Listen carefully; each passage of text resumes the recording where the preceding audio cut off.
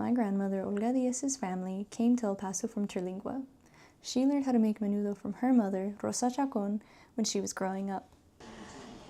Usually she would make like the late fall, winter, like when she would make tamales also it would be. For the holidays, winter, like New Year's, Christmas. Menudo is a traditional Mexican soup made from tripe and spicy red chile broth. Recipes for it are passed down through generations, always changing a little bit with each cook. For me, the recipe that matters most is my grandmother's.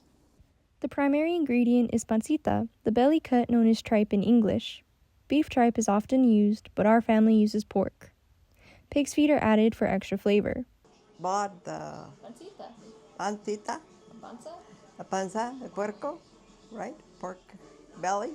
The pancita is put into a pot of boiling water along with onion, garlic, and salt. It's left to simmer throughout the night. The pig's feet are cooked in another pot to be added to the broth later. My cousin Alyda Diaz helps by removing seeds from dried red chiles. The empty pods will also soak overnight to soften. Bella takes every opportunity she can to cook with our grandmother. I guess like a disconnect that I feel a little bit, almost to being Mexican in general, just because I don't speak the language. And so I think it makes me want to learn to do not even just cooking, but anything grandma does the way she does it.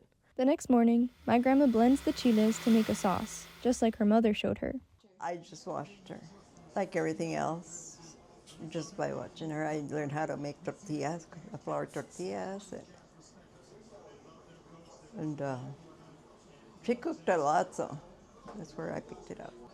Especially on the weekends, she would make us all these different Mexican food. She wakes up around 7 the next morning to start the broth by adding the chile sauce to the pot of tender tripe. It simmers for a while before she adds the hominy and pig's feet. It's ready to serve in another 20 minutes.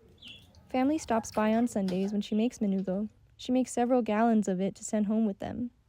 You know, when you make your own, it's different. Like when you go out to eat, not every place is the same.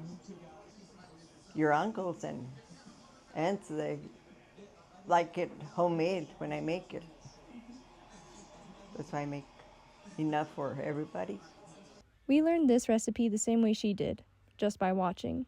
But yeah, like I guess because now as grandma gets older and as even I get older, I realize more how important it is because like you said, like they're not written down, like so like to be blunt, once grandma's gone, like the things that we haven't seen her watch or do or make are also gone.